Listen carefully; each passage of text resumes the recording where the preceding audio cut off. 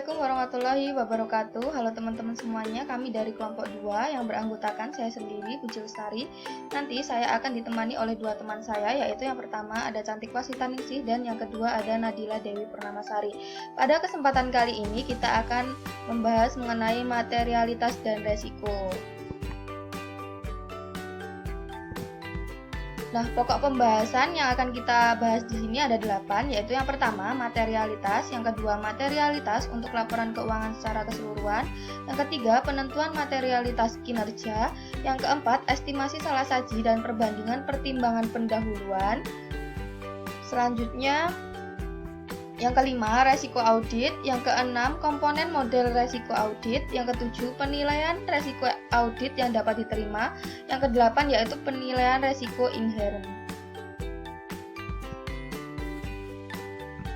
Nah, selanjutnya kita akan membahas subbab yang pertama, yaitu materialitas. Materialitas adalah pertimbangan utama dalam menentukan ketepatan laporan audit yang harus dikeluarkan. FASB konsep statement 2 mendefinisikan materialitas sebagai besarnya penghapusan atau salah saji informasi akuntansi yang dengan memperhitungkan situasinya menyebabkan pertimbangan seseorang yang bijaksana yang mengandalkan informasi tersebut mungkin akan berubah atau terpengaruh oleh penghapusan atau salah saji tersebut. Karena bertanggung jawab menentukan apakah laporan keuangan salah saji secara material, auditor harus berdasarkan temuan salah saji yang material menyampaikan hal itu kepada klien sehingga bisa dilakukan tindakan koreksi. Jika klien menolak untuk mengkoreksi laporan keuangan itu, auditor harus mengeluarkan pendapat wajar dengan pengecualian atau pendapat tidak wajar, tergantung seberapa material salah saji tersebut. Agar dapat melakukan penentuan semacam itu, auditor bergantung pada pengetahuan yang mendalam mengenai konsep materialitas.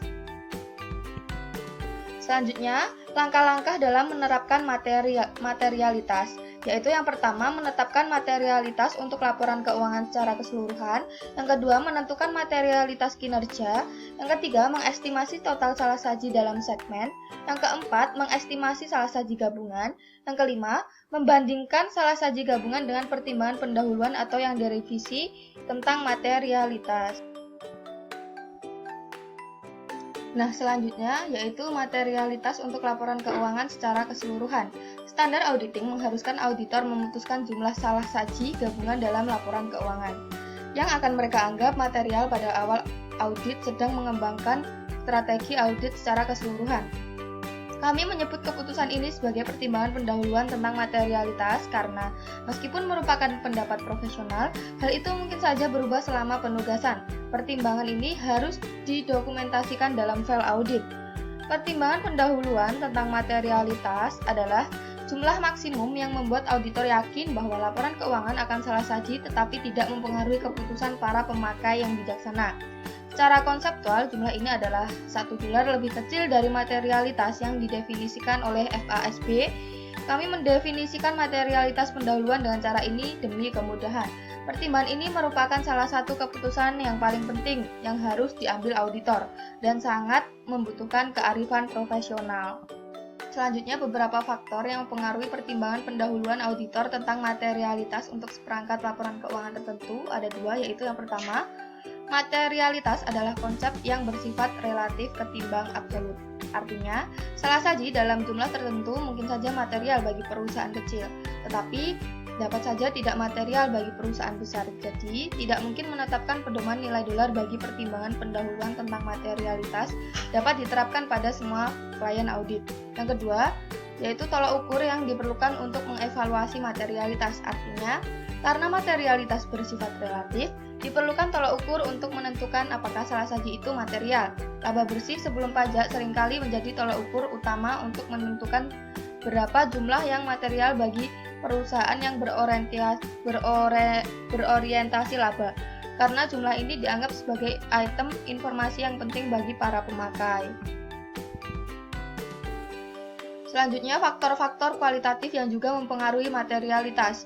Jenis salah saji tertentu mungkin lebih penting bagi para pemakai dibandingkan salah saji lainnya, sekalipun nilai dolarnya sama. Sebagai contoh, yang pertama yaitu jumlah yang melibatkan kecurangan biasanya dianggap lebih penting ketimbang kesalahan yang tidak disengaja dengan nilai dolar yang sama. karena kecurangan itu mencerminkan kejujuran serta reliabilitas manajemen atau personil lain yang terlibat. Sebagai contoh, sebagian besar pemakai menganggap salah saji persediaan yang disengaja lebih penting ketimbang kesalahan klerikal dalam persediaan dengan nilai dolar yang sama. Yaitu yang kedua, salah saji yang sebenarnya kecil bisa menjadi material jika ada konsekuensi yang mungkin timbul dari kewajiban kontraktual. Katakanlah bahwa modal kerja bersih yang tercantum dalam laporan keuangan hanya beberapa ratus dolar tinggi dari nilai minimum yang disyaratkan dalam perjanjian pinjaman.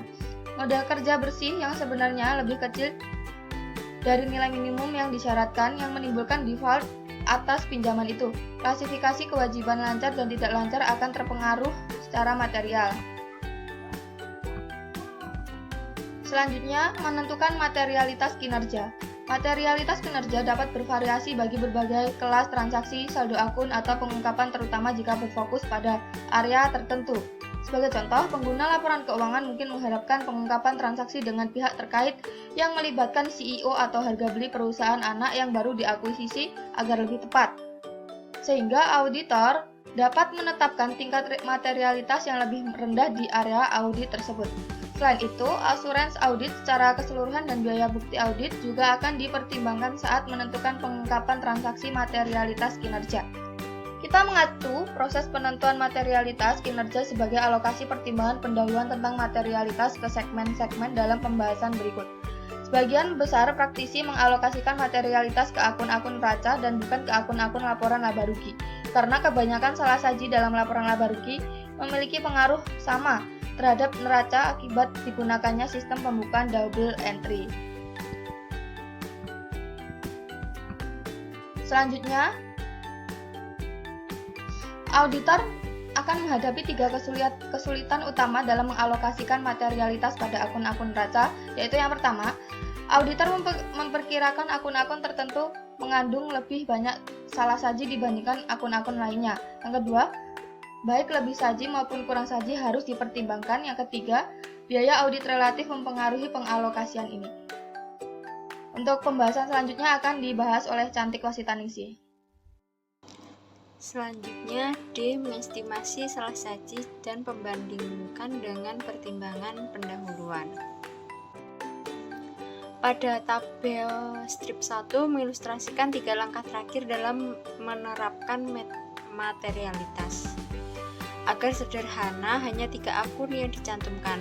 Salah saji sebesar 2.000 US dollar merupakan salah saji yang diketahui, yang berkaitan dengan biaya jasa bank yang belum dicatat dan terdeteksi oleh auditor. Tidak seperti salah saji piutang usaha dan persediaan didasarkan pada sampel. Auditor menghitung salah saji yang mungkin untuk piutang usaha dan persediaan dengan menggunakan salah saji yang diketahui yang telah terdeteksi dalam sampel-sampel itu. Untuk mengilustrasikan perhitungannya, asumsikan bahwa ketika mengaudit persediaan auditor menemukan lebih saji bersih sebesar 3.500 US dollar dalam sampel dan bernilai 50.000 US dollar dari total populasi sebesar 450 US dollar. Salah saji sebesar 3.500 US dollar yang teridentifikasi itu adalah salah saji yang diketahui. Untuk menghitung estimasi salah saji yang mungkin total populasi sebesar 450 US dollar, auditor membuat proyeksi langsung terhadap salah saji yang diketahui dari sampel populasi dan menambahkan estimasi untuk kesalahan sampling.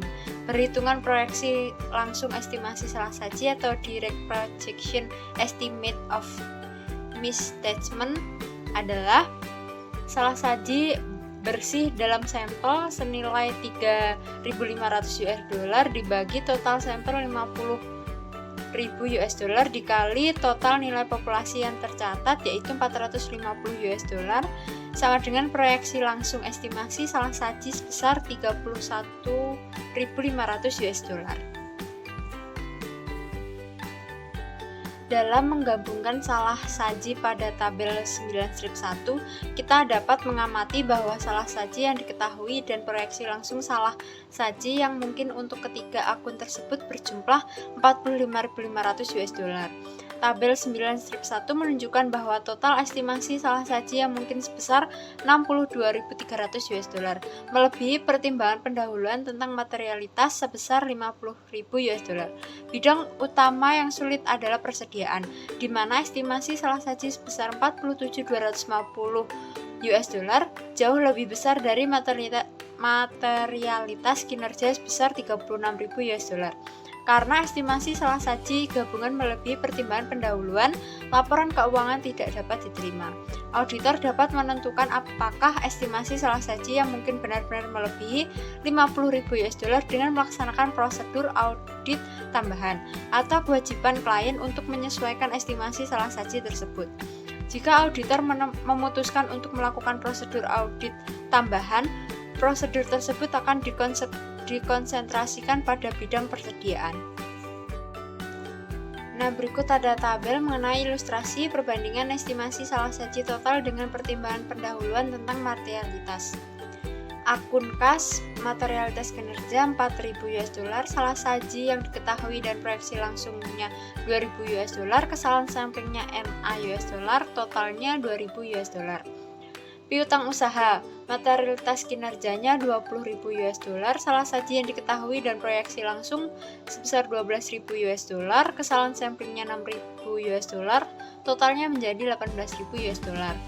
Persediaan, materialitas kinerjanya 36.000 US dollar, salah saji yang diketahui dan proyeksi langsungnya 31.500 US dollar, kesalahan samplingnya 15.750 US dollar, totalnya menjadi 47.250.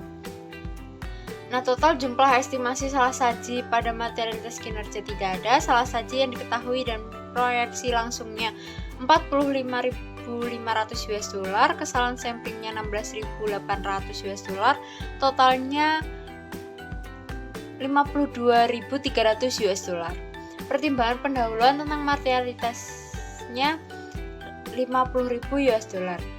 NA itu tidak dapat diterapkan kas di audit 100%.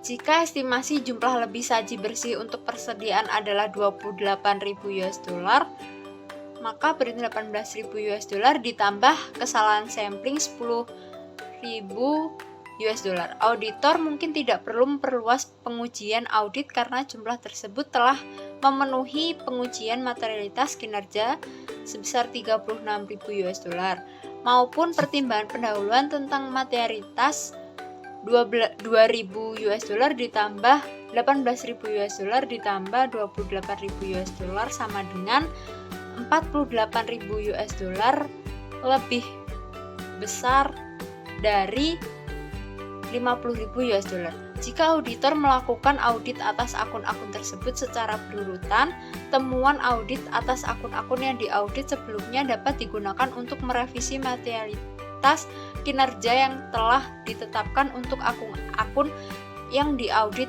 belakang. Ada resiko audit.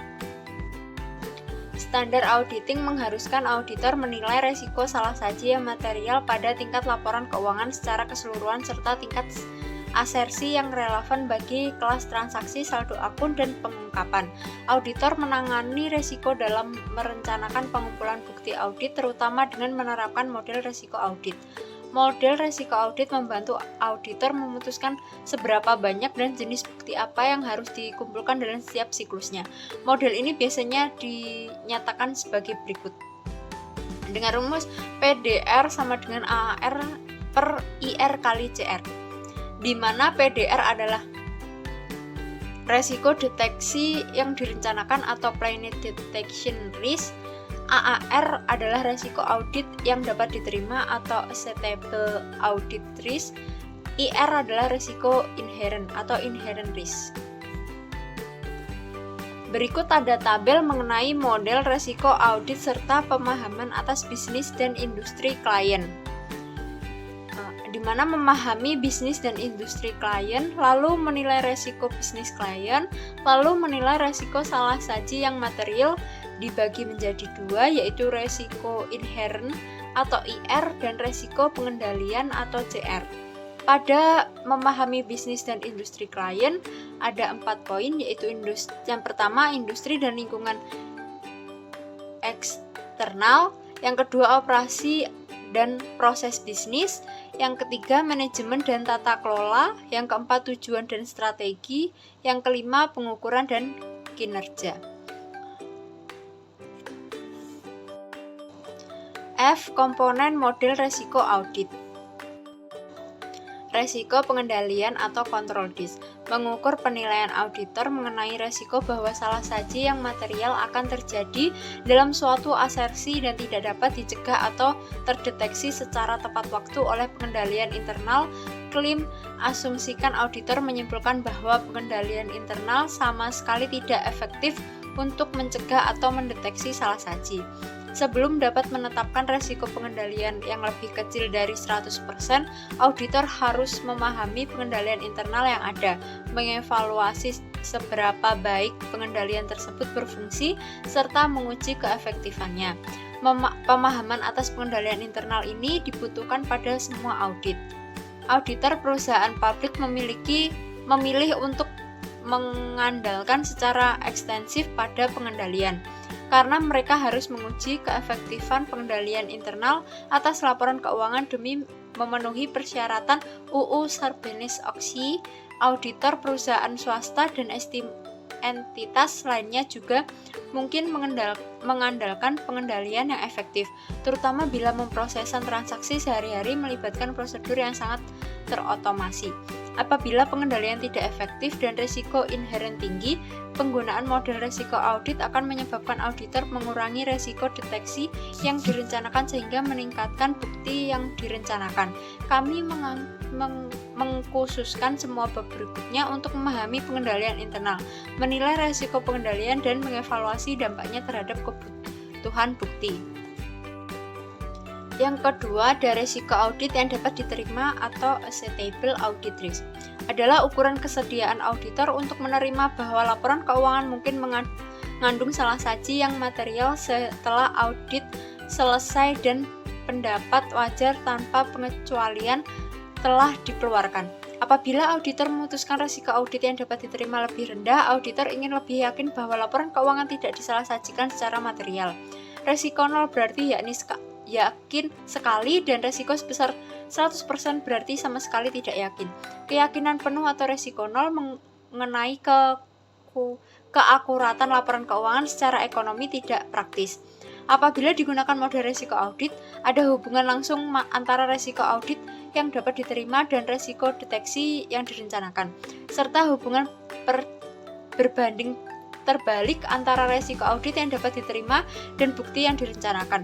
Jika auditor memutuskan untuk mengurangi risiko audit yang dapat diterima, risiko deteksi yang direncanakan juga dikurangi, dan bukti yang direncanakan harus ditambah. Untuk klien dengan risiko audit yang dapat diterima yang lebih rendah, auditor seringkali juga menugaskan staf yang lebih berpengalaman atau mereview file audit dengan lebih cermat. Baik, akan saya lanjutkan dengan subbab menilai risiko audit yang dapat diterima. Auditor harus memutuskan risiko audit yang dapat diterima yang tepat bagi suatu audit selama perencanaan audit. Pertama, auditor harus memutuskan risiko penugasan dan kemudian menggunakan risiko penugasan ini untuk memodifikasi risiko audit yang dapat diterima. Hasil riset menunjukkan beberapa faktor yang mempengaruhi risiko penugasan dan karenanya mempengaruhi juga risiko audit yang dapat diterima. Yang pertama, risiko penugasan merupakan risiko bahwa auditor atau kantor akuntan publik akan menderita kerugian setelah audit selesai, walaupun laporan audit sudah benar. Yang kedua, risiko audit yang dapat diterima adalah ukuran kesediaan auditor untuk menerima bahwa laporan keuangan mungkin mengandung salah saji yang material setelah audit selesai, dan pendapat wajar tanpa pengecualian telah dikeluarkan. Yang ketiga, risiko pengendalian merupakan mengukur penilaian auditor mengenai risiko bahwa salah saji yang material akan terjadi dalam suatu asersi yang tidak dan dicegah atau terdeteksi secara tepat waktu oleh pengendalian internal klien. Yang keempat, derajat ketergantungan pemakai eksternal pada laporan keuangan jika pemakai eksternal sangat tergantung pada laporan keuangan.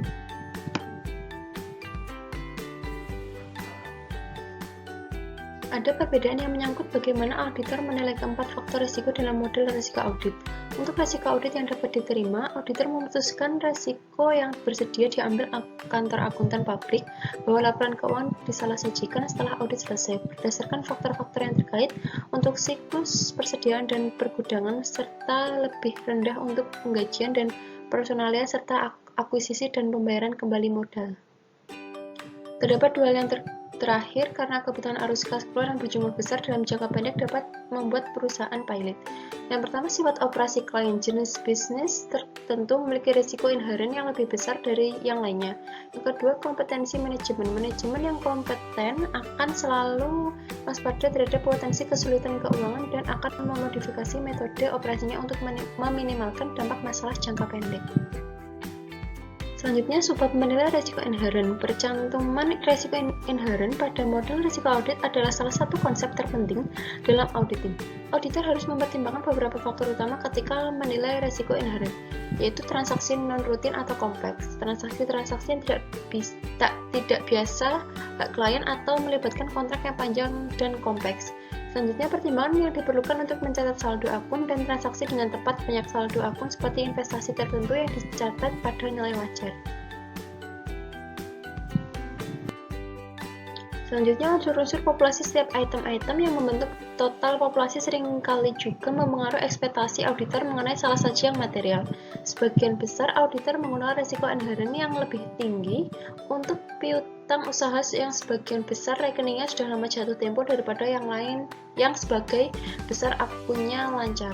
Yang selanjutnya, faktor-faktor yang berkaitan dengan pelaporan keuangan yang curang dan misapropriasi aset.